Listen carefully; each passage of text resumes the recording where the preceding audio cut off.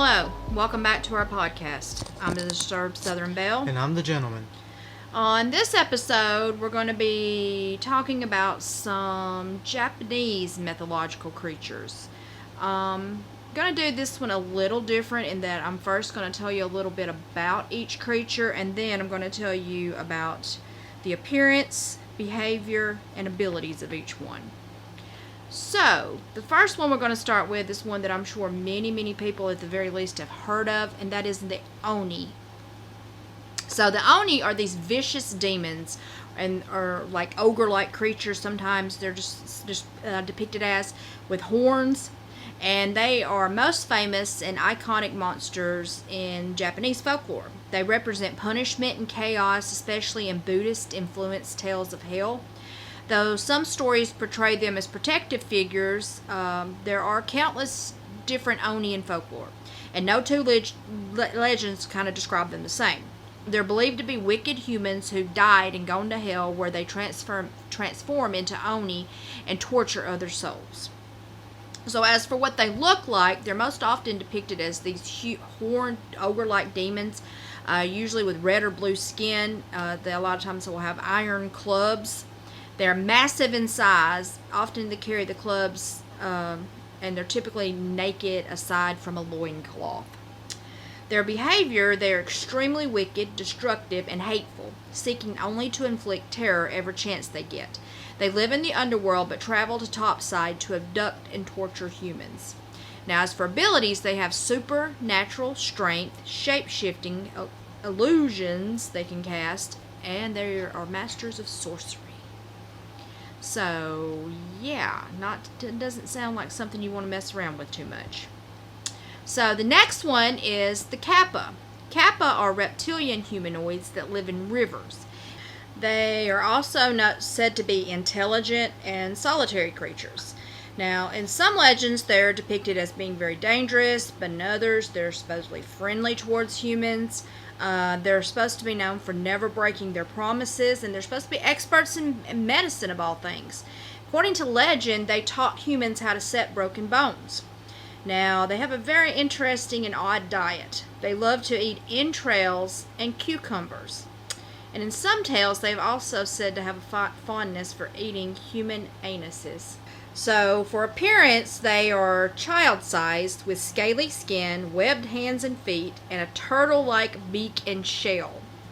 They have 3 anuses and a dish-like depression on their skulls that must be filled with fluid at all times. If it dries up, they lose mobility and die. Well, that's interesting. It is.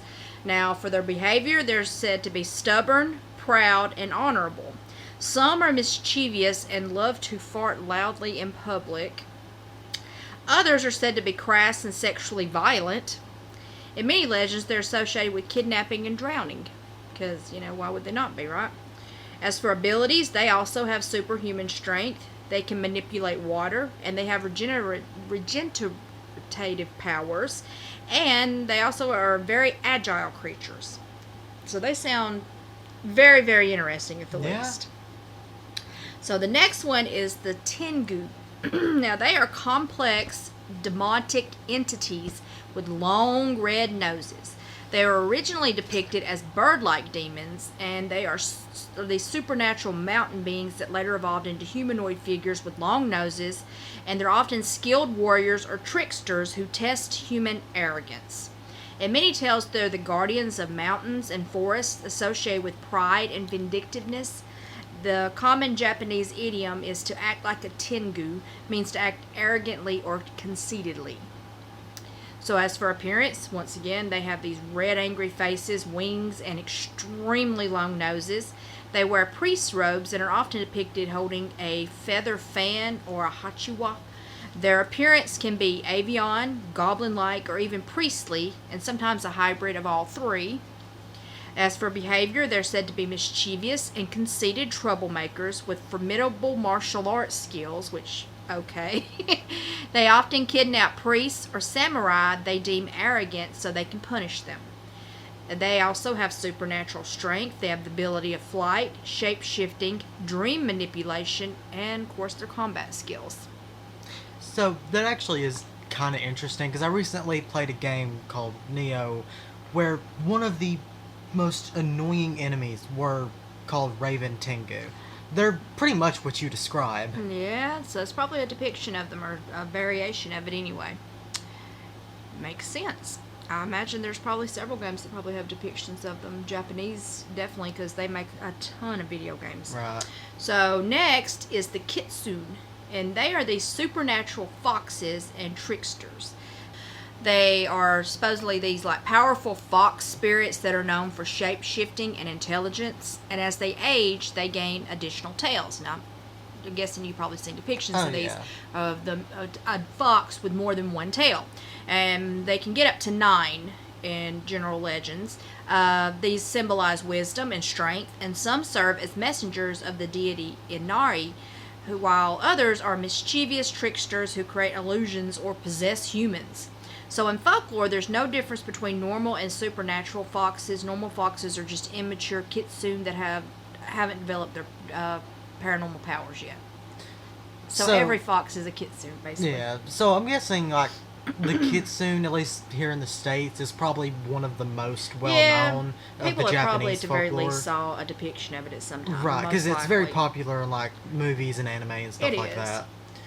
So as for appearances, they look like regular wild foxes with small bodies and cute faces, of course, but they may have additional tails, as we said.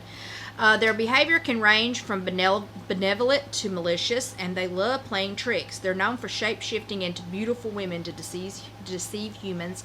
I've actually saw a few things similar where they did that. Shape-shift into a woman to trick some guy, blah, blah, blah. Right. So, abilities, shape-shifting and intelligence, spiritual possession, breathing spectral fire, and dream control. So they are very interesting as well. Now, the next one is the Tanuki, and they are these playful raccoon dogs that are basically associated with good luck. So, as the Kitsune is a fox, the Tanuki is a raccoon dog type thing. So like Kitsune, they're supernatural tricksters that look like regular animals, although they're more jovial and slightly less dignified creatures. They love to party and get drunk, often shape-shifting into human form just so they can go buy alcohol. Because, why would you not? They're known for playing lighthearted pranks on unsuspecting humans and are associated with good times and prosperity. So as for their appearance, they look like those regular little Japanese raccoon dogs with the big eyes, smiling faces, round bellies, and a large scrotum.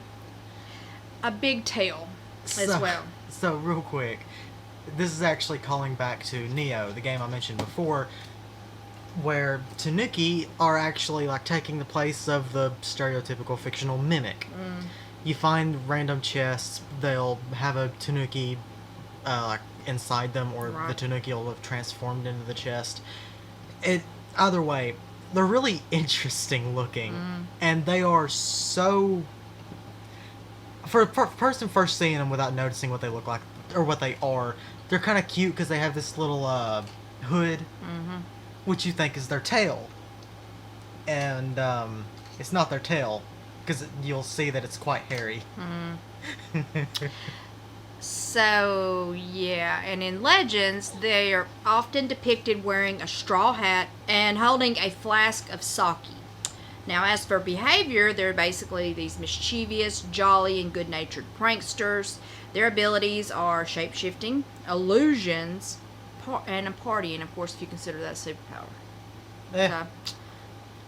So the next is the Ninminju. They are these supernatural trees that can grow human heads. The human heads cannot speak, but they do smile and laugh, which kind of in a way is more creepy to me for some reason. Yeah. Yes, it is unsettling. So in the legends, if you go up to one and laugh at it, all of the heads will laugh back at you. If you make them laugh too hard, the heads will wither and fall off the tree, and in some stories, the heads are even edible. Because why would you not be the first thing you do is pick it up and try to eat it? So, in appearance, they look like normal trees, except they grow human heads instead of fruits. So, imagine a tree with a bunch of heads hanging off of it like apples, basically. Behavior, they can smile and laugh, but they can't speak, and they're harmless to humans.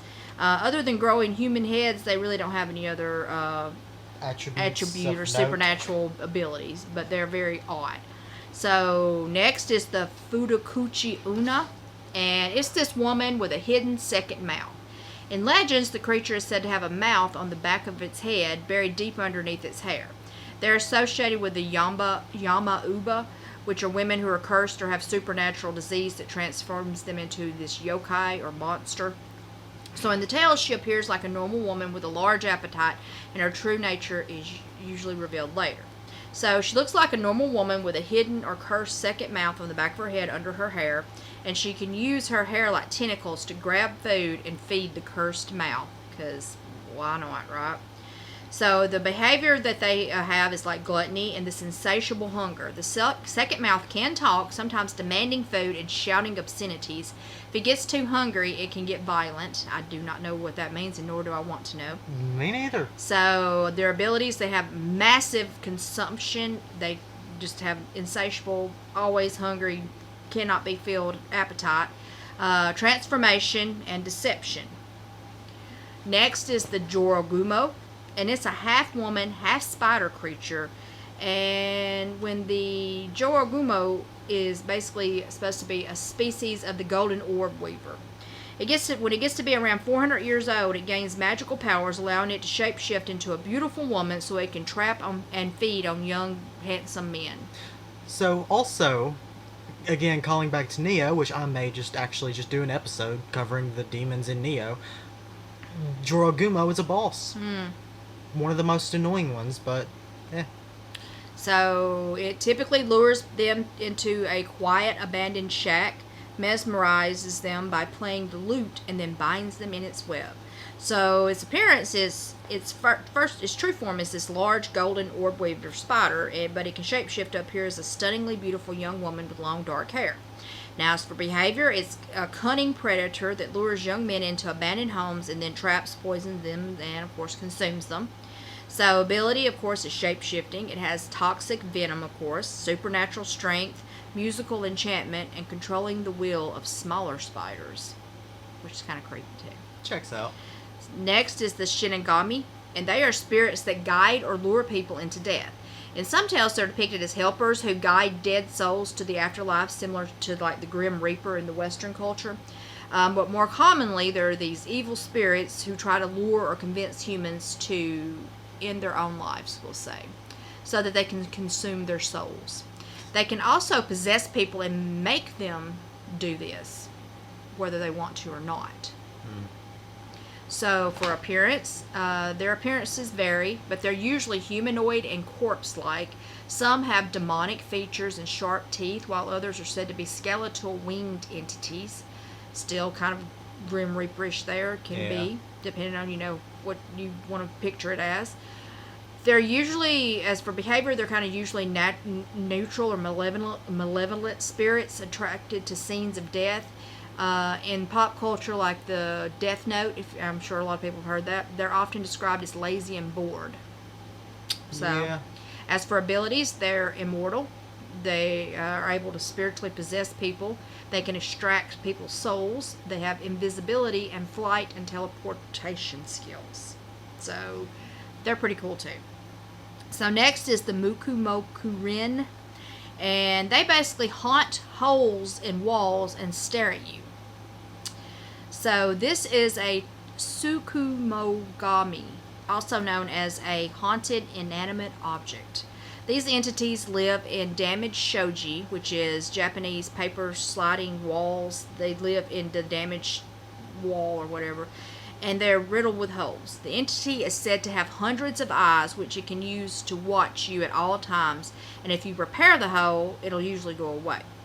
Now, as for appearance, they live in darkness and don't have an actual appearance aside from the hundreds of eyes peering out from dark holes. Behavior, aside from being creepy, they're supposedly generally harmless to humans, and in some tales, they feed on human energy.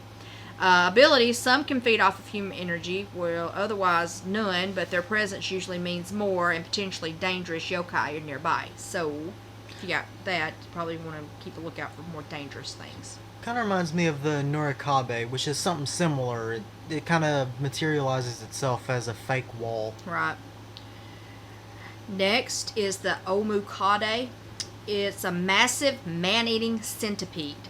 Now, these creatures live in the mountains and feed on humans, large snakes, and dragons. And in some legends, they have venom. Their only weakness, ironically enough, is human saliva, Interesting. which can kill them. They are associated with darkness and evil and represent the dangers of nature. Appearance is a large centipede, and some tales they're as big as mountains. Now, behavior, their aggressive beasts are said to poison, torment, and eat humans that visit the mountains where they live. Now, their abilities, of course, they have the venom, very poisonous venom, their immense size, and, of course, their strength. They sound wonderful. Oh, yes. Next is the Yuki-onna, and it's a malevolent snow spirit. She appears as this beautiful woman who hunts and preys on humans lost in heavy snowstorms. She lures travelers to her, then freezes her victims with her icy breath and sucks the life force out of their mouths. She's said to float above the snow, leaving no footprints. She sounds creepy as hell. Oh, yes. Appearance, a thin, beautiful woman with snow-white skin, piercing eyes, and icy breath. Behavior, this floating spirit appears like smoke or fog and disappears in the same eerie way. She lures people with her beauty and consumes their energy. Now, as for her ability, of course, she has the icy breath that can freeze humans. She has the ability of seduction and, of course, the energy consumption. I don't know. That just sounds so creepy to me. Something freezing you, like, makes you think you're still kind of aware of what's happening. Maybe you're not dead. Ugh, I don't know. I don't like that powerless thought. Also, once again, bringing up Neo. She is a boss in that game. Probably my favorite. Interesting, because she actually, like, in that game, Yuki-onna, the only one you encounter is the dead wife of Oda Nobunaga, which I'm sure a lot of people know who he is. I feel like I probably don't need to explain that. Alright.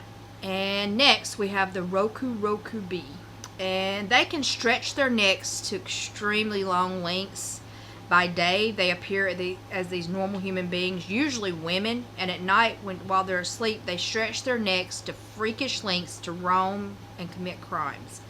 Now, you probably have seen a depiction of this, like a woman with this, like, creepy, like, snake-looking neck thing, and that's what they are. They are known to murder people. In some tales, the heads can even detach and attack.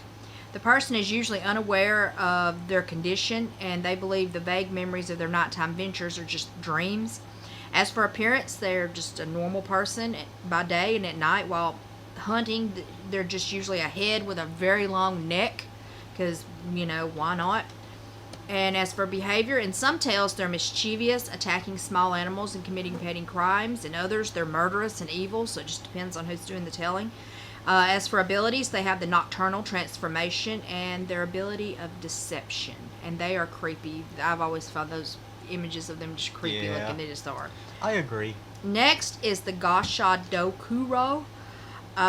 These are skeletal giants. Now, these evil spirits manifest as huge skeletons and wander the countryside at night, crushing or biting the heads off people that they come across. Its body is made of bones collected from soldiers or victims of starvation, often buried in mass, unmarked graves. So, creepy there, too. Because of their cruel deaths, they are bloodthirsty and hate the living. So as for appearance, they are supposed to be basically this giant skeleton that's usually around 15 times the size of a normal human. So they are huge. And they're made of the bones of many different people. So it's like a mass grave type skeleton thing with just all the bones coming out. Their behavior, they're bitter, angry spirits that roam around late at night killing people they come across because their souls cannot rest. As for abilities, they have superhuman strength. Somehow they have stealth. You wouldn't really think a skeleton that big would, but you wouldn't.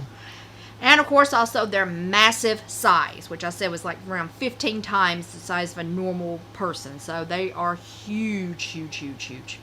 Once again, jumping in to say a boss in Neo, which not surprising, a lot of these are because they're like some of the most well-known Japanese monsters. Right. But it's also interesting because the spot where they had you fight a Gashadokuro was at the scene of the Battle of Sekigahara, which is, as far as I know, one of the bloodiest wars or battle sites in Japanese history. Right.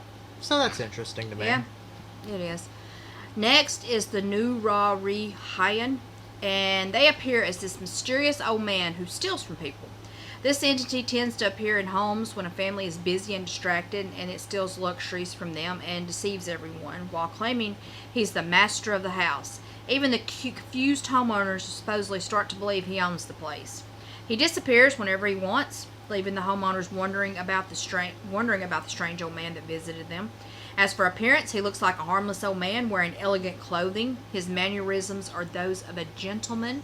Behavior: when he's not taking up residence in people's homes, he rides around in a fancy palanquin carried by humans or other spirits and visits red light districts, because why would he not? Naturally. He's revered and respected among all yokai, and they treat him like a general. As for his abilities, he has the ability of deception, manipulation, stealth, and leadership. Now that is very interesting that he comes into your home and it makes you start believing that you really don't even live there and he owns the house. That is crazy to me. Next is the Yuki-onna, and they are these vampiric sea serpents. Those ocean dwellers, these basically, they have the body of a snake and the head and torso of a woman. So they're sort of mermaid-ish, but with the tail not being the fish, it's a snake. They approach their victims while holding what looks like a human baby bundled in a blanket. They'll beg someone to hold their child for a few minutes, and if you agree, the baby becomes so heavy in your arms that you can't move, and then the monster attacks and consumes you. Now that seems weird to me, because why couldn't you drop it? I don't know. But anyway, as for appearance, it's this serpent woman hybrid with long wet hair, and in some tales she's beautiful, in others she's hideous, and she's holding a bundle that she claims is her baby. As for behavior, she used the baby trick, among other deceptions, to hunt her prey, and she can be very convincing. Her abilities, of course, are deception, vampirism, and superhuman strength. Now, like I said, that one's always odd to me. I've heard this one before, but it just always seemed weird to me. Why you couldn't drop whatever, but I guess it's supposed to like pin you down or something. Maybe I don't know. I don't know. Maybe it's some sort of trance or something. Maybe that happens too. I don't know. Also, jumping in, not for Neo this time. It actually reminds me of, I guess, a mini boss from, like, I think it was Final Fantasy 15. I'm sure the Belle remembers what I'm talking about. The snake woman. Yeah, I remember. Like, it comes up to you, asks you where its baby is, and no matter what you say, it fights you. Yeah, I remember. I can't remember what it was called, but I do remember it. It was freaky too. Yeah. It was very creepy. And it just comes out of nowhere too. Yeah. Next is the Nekomata, and it's this evil cat that controls and kills humans. Sounds like a regular house cat. Yep. Just joking. So they begin as a regular house cat and transform once a cat becomes old and intelligent. So after they transform, they can talk and walk on two legs. They despise human beings, murdering them, sometimes even with fireballs. Interesting. For a cat. And then they can also control their dead person's corpse through necromancy. Naturally. Hey! Naturally. That is such off the wall, but just anyway. Random. Right. So as for what they look like regular cats, except their tail is split in two, and after they transform, they can get as large as bears. So for behavior, they're calculating, malevolent, and violent. They hate humans and actively seek to murder and enslave them using necromancy. As for abilities, they're very intelligent. They have necromancy, of course, mind control, and they're capable of summoning fireballs, of course, because, why would they not be able to do that? Jumping in again, and of course it is Neo this time. Oddly enough, and this one is genuinely interesting to me, again, the Nekomata, you only come across one that I know of in the base game. He's actually a guardian spirit, and not at all what the Belle just described. It kind of makes you think that Team Ninja, the developers, either went with another story or whatever, another type of Nekomata, or just completely went off the rails and went with their own creation. Could have just used that name. So next is the Yuri, and they are angry and restless spirits of deceased humans, and they appear late at night to psychologically torture those who wrong them. So in some legends, they can't physically harm living beings, so they resort to mental torture. Many Yuri died by taking their own life, so to speak, or they didn't get a proper funeral ceremony. So they haunt specific locations or people that are tied to their deaths, or they feel they're tied to their deaths and stuff. some way. So for appearance, they're usually women, because of course they are, with long black hair and wrists that hang limply at the joints. They wear long white robes and sometimes manifest as floating flames or colored smoke. As for their behavior, they are angry, restless spirits that are seeking revenge. Their abilities, they are able to curse people, they can float, fly, teleport, and they have the ability to invisibility. So, yeah, crazy. Next is the Yuki-onna, and it's a vengeful spirit that wears a mask. So, she's this masked woman who asks, "Am I beautiful?" And she reveals a mouth that's slit ear to ear, and if the answer is incorrect, well... So this story basically became widely known in the 1970s and remains very influential. She often appears in horror films and media, like shows and things like that, killing victims who say no or cutting them from ear to ear if they say yes after revealing her mouth. So it's pretty much like if you tell her no, she's not beautiful, then she kills you, and if you say yes, she is beautiful, because I guess you're scared, then she makes you look like her. Kind of a damned if you do, damned if you don't situation. And she's kind of got like what I guess the best way to sort of describe it, where it might make sense, kind of like Joker. He's got those the forced smile. I believe is sort of ish called. like that, where it's cut, from the corners of her mouth up to her ears. That's what it is basically. Kind of like what you imagine if the skin, like in between the top of your mouth and the jaw, was just gone, separated, right, or was slit open or whatever. But anyway, so she's usually depicted as this with long hair and carrying scissors because, oh my gosh, right? Behavior: she stalks pedestrians or children at night. And as for her ability, she has superhuman speed, which freaks me out. Naturally. Stalking, wielding large scissors to murder or disfigure victims brutally. I mean, you gotta have something. Yeah, so also, it's one thing to do like the forced smile thing with a knife. I don't know, scissors because that's what it's typically creepy. meant to be done. Like it used to be a torture or a punishment method. But to use scissors to just cut open the person's mouth, it's creepy. It feels more brutal. And that you can't get away from her because she's so fat. I don't know. It's creepy to think about. And it doesn't matter what you say, she's going to do something to you if you come up on her. So there you go. Also, call out to another game. I can't remember if it was Mortal Kombat or Injustice, but it's one of the special moves of the Joker, which is neat. Yeah. Pretty sure it it's would Mortal make Kombat sense where he because, like I said, just takes two knives, puts them in your mouth, and just yeah. Like I said, that's the best depiction I can get. I mean, even though his mouth is not technically gaping on the sides, the sort of scar Some of them looks, are. You know what I mean? Traditionally, I'm talking about in movies and stuff. Well, I mean, traditionally, it's just makeup. I know, but you can see the scars or whatever. Yeah. And it's, that's kind of what's supposed to have happened, and it's supposed to kind of make it depict like it was sewed back together or whatever. He made himself always have a smile, whatever. Right. I don't know, whatever. It just depends on the telling or what the media is surrounding it. Basically, just which version you're looking at. Exactly, but it's similar to that, except it's open, and it's creepy to imagine. It's even worse to think of having it done to you. Anyway, I hope you enjoyed those very interesting creatures, to say the least. Join us next week, and we'll be talking about some French mythological creatures, oddly enough, because we haven't depicted a lot dealing with the French genre, and thought it'd be interesting to cover some. Don't forget to like, follow, and subscribe, and don't forget to stay disturbed.